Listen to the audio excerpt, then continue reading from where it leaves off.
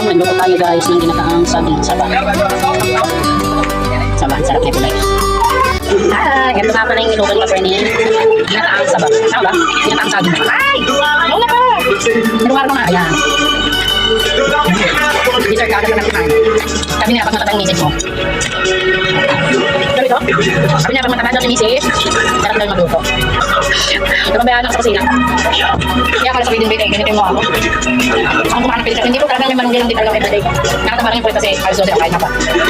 Pero masarap talaga yung luto ko talaga guys. Kasi kahit yung mister ko tingnan lang ko mo. Oh, so, sunod-sunod. May lamang pa yung subo na naman. It's third time to subo.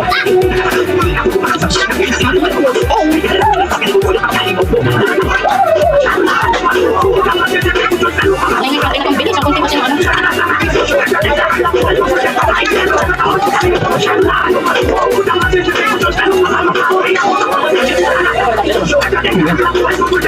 Ano yan? Kayo, tigilan niya. Kung pinagsubo ko yung tatay mo, tapos binuha mo. Wow! Pinagsubo ko na kami. Hindi, kanya ubot si Punto, be. Ikaw naman, parang pagising mo. Ang daya mo, tulog siya, tulog din ko.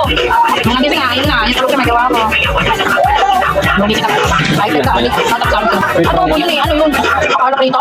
Hindi naman. Di ko naman ano ba?